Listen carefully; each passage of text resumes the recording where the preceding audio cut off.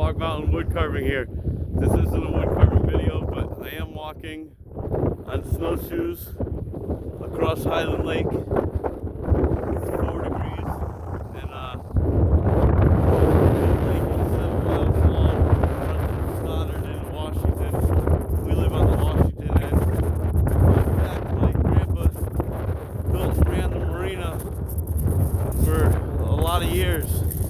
And he bought it and built it for $11,000 and sold it for 17 grand after owning it and running a store on the water for years. And my grandpa was a jolly old man, real good talker. People loved him, and he made people love the lake. And people came from all over the country to live on this lake just so they could go to the marina and talk to my grandpa for an hour or two. Big old 6-foot tall man from World War II. He fought in the war and real hero in my eyes, but he ran the store and he did property security checks on the lake for years, and people just loved him and his wife. They were just amazing people, and to this day people on this lake still miss him. And he retired and sold the place for 17 grand and went to Maine and bought a house on the water in Rockland, Maine, right in front of a lighthouse. And we used to go up there every summer for 2 weeks, and he'd spend it with us, and he'd spend every minute being the best grandpa ever, taking us fishing, doing fun things, amazing things with us. And about 4 or 5 years ago, the marina, they've done nothing to it, was up for sale for $400,000. The same exact marina that my grandpa built and ran, you know. And I remember being a little kid and walking into the store, and my grandma was running, and she rose the candy, you know, and right on the water. She says, "You can have any candy you want, any piece of candy, anything you want out of there, you can have, any bag, anything you want." And tell you what, I'd come up from Connecticut with my parents in the back of a Bronco, old Bronco, Ford Bronco, you know, and when they told me I could have any piece of candy I want, you know what that meant to me? I just stared at that candy and I couldn't decide. There were so many pieces of candy. And my grandma said, "You take your time, you got all the time in the world." And she went upstairs and come back down, and I'm still oohing and eyeing, you know. And I remember grabbing a bag of candy, and I went out and sat with my grandpa on the dock, and he was sitting there telling the story to some old gentleman who pulled his boat up, and my grandpa would fill the boat up with the gas pumps, you know. And you know, I remember hearing the loons cry, and my whole life I've just loved the water, and I always come back to the marina. And when I get there, something always makes me feel like I belong there. And I'm way out of my price range, but I'd give anything to be able to say I work at the Highland Lake Marina like my grandpa did, you know, and grandma. They were amazing people, and I bet you that there's still hundreds and hundreds of people in the world who remember them. Yeah, both of them are gone now, but God rest their souls, but I miss them terribly. But they were some of the best parts of my life, you know. And I will get to wood carving. I will start making YouTube videos that y'all can watch, and you can start to see me progress with my wood carving and see how I do it and whatever. I mean, I'm pretty good. I'm an artist. I like to draw. I like tattoo. You know, and my wood skills are pretty neat for using a Dremel. It's like a pen, and I've already carved some amazing pieces, and I'm sure you've seen some pictures of them. But if you're paying attention, but as usual, I never thought I'd be saying this, but like and subscribe if you like my video and you want to see more of me. And I'll bring you on some of my journeys. I'm going to keep snowshoeing here across Highland Lake. Heaven on the mountain. Yeah, I tried doing this a couple days ago. I came down here. I couldn't take it anymore. I had to walk out on the ice. And I came in my steel toe boots. I got about 30 feet out on the water, ice, and suddenly, you know how you're walking on the ice and you start to fall through the snow and you fall in, and if you could get back on top, you'd be okay, but you got to do it slow. And I panicked to try to move fast to get back on, And I just kept sinking, 3 or 4 steps. So I turned around, and the 30 feet I had walked out across the ice, 40 feet, 50 feet, you know, the snowdrift had already filled in my tracks. You could just see the little outline circles of my feet prints in the snow. But I was soaked up to my knees. And within seconds, my pants froze solid. Bloop. I was having too much fun trying to make it out there, you know, and I tried again. I kept going. I went back to the shore and I got a staff.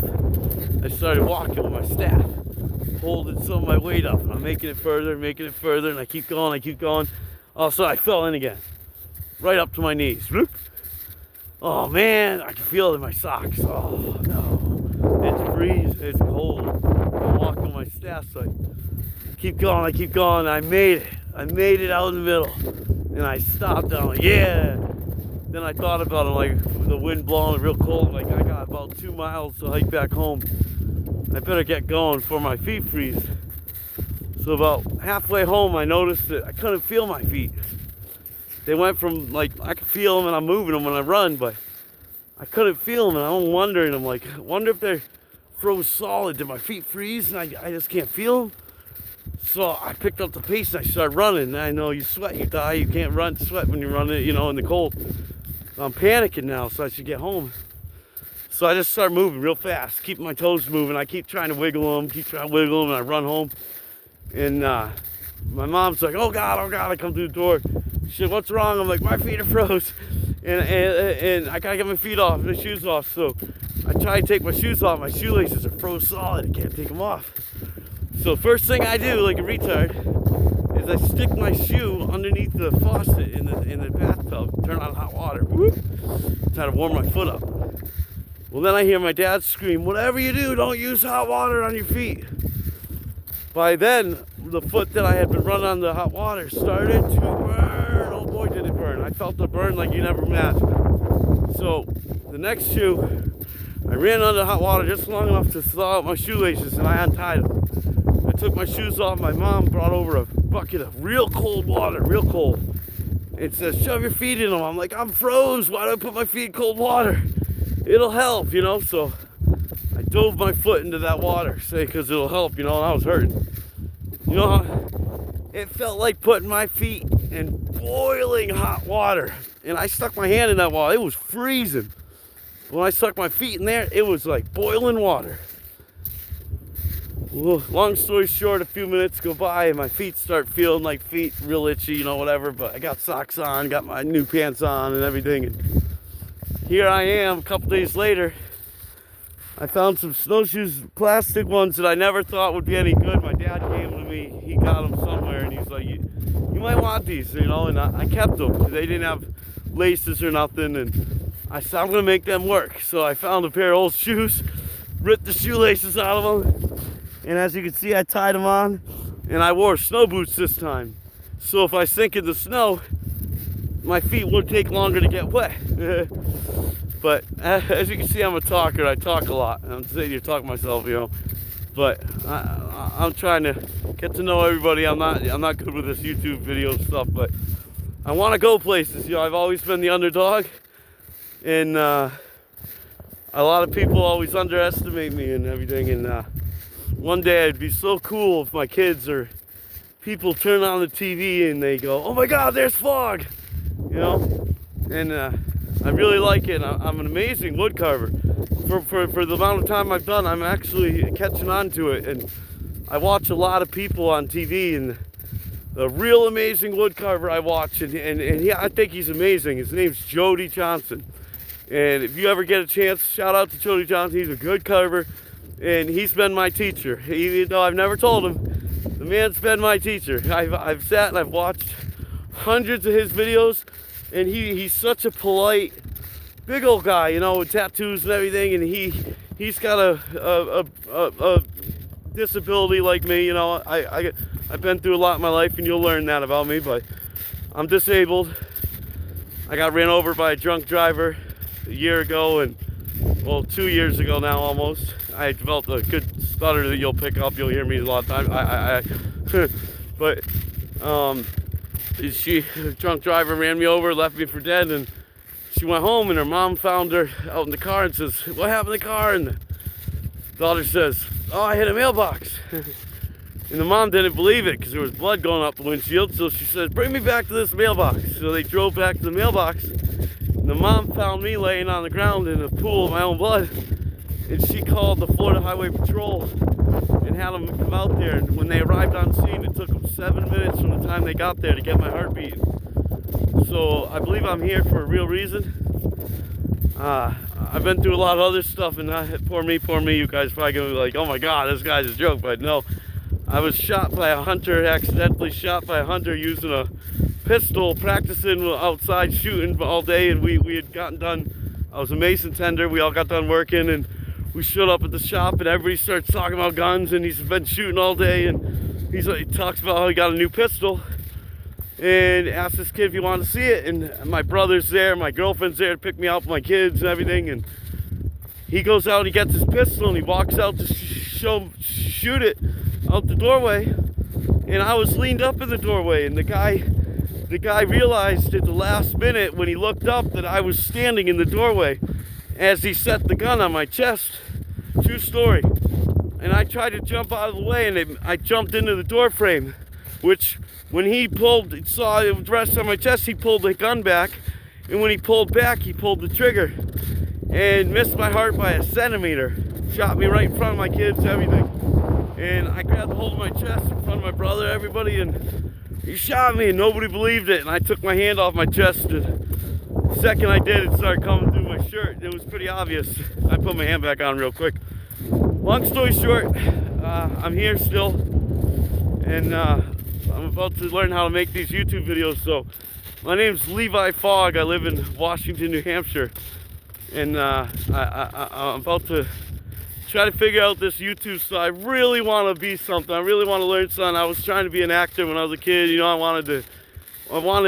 was the big kid who got picked on when I was little, and you know, the girl always goes for the loser, you know, the guy who's always not the one who loves them or wants to treat him good. They go after the guy who's no good or whatever, and then by the time they figure it out, want to come back, you know, you're all set. I just want to, I don't want to brag or nothing. I'm not a bragger. I just want to know what that feeling is. We're like, I made it. I made it. Yeah, like, I always want to sing songs and stuff.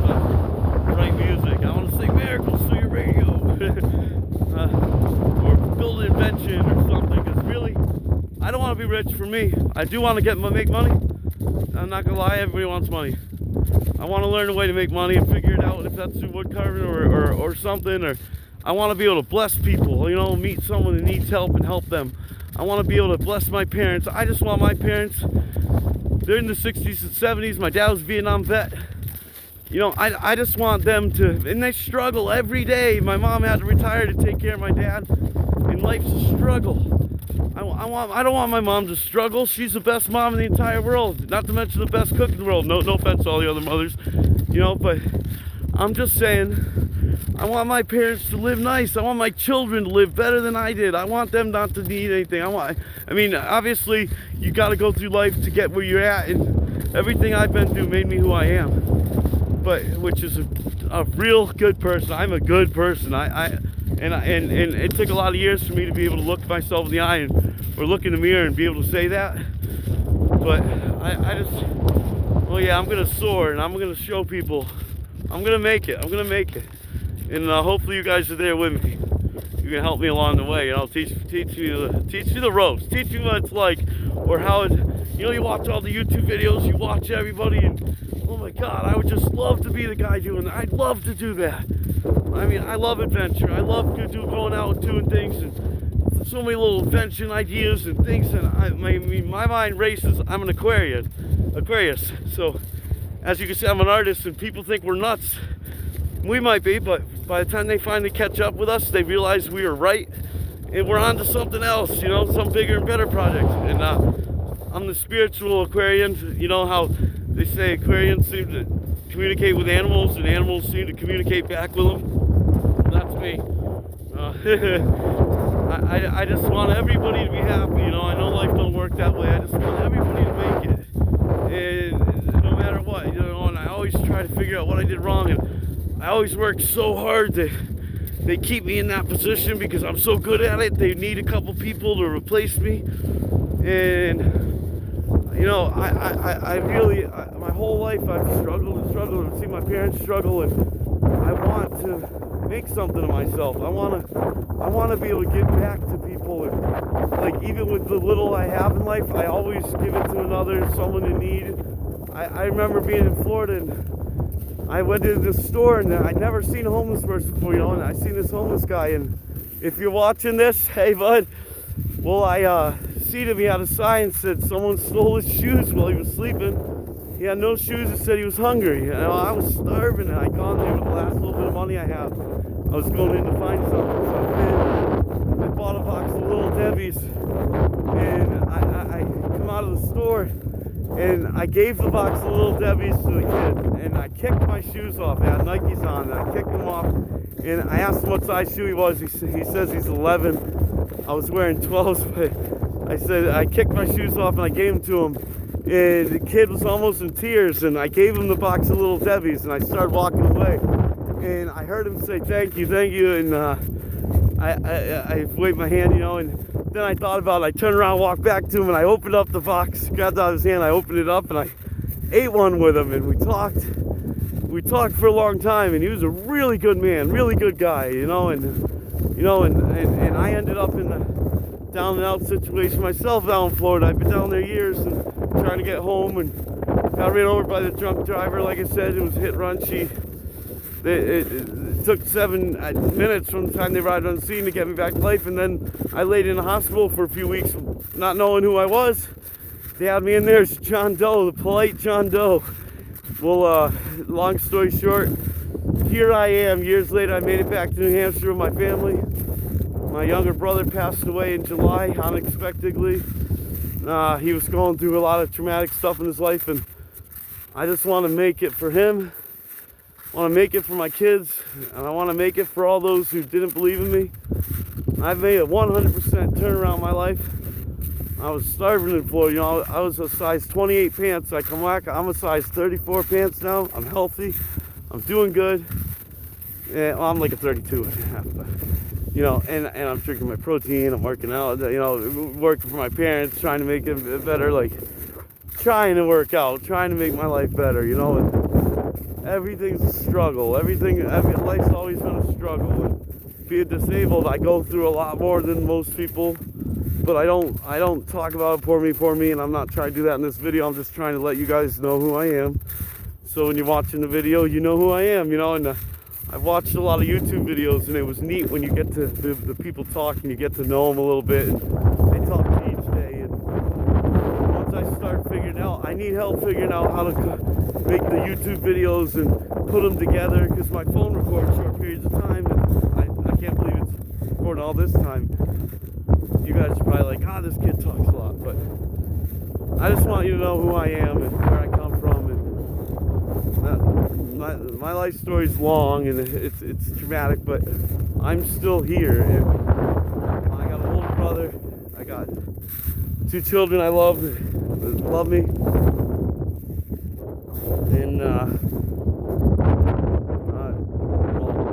cat that I adore, a little kitten that I call Monster. Monster in a box, Monster under the bed, Monster in the tub. Wherever she goes, we play this game Monster, and I tap on the curtain and Monster, and she jumps up and attacks my hand, or she goes under my bed, and I tap on the blanket covering my bed, and all of a sudden she'll spring through the blanket and grab my hand, and she holds back her claws because she don't want to hurt me. She tries not to hurt me. She knows I don't got claws. But we sure have fun, and I made videos there on my YouTube channel of Monster in the box or Monster under the bed, and reasons I don't look under my bed, you know.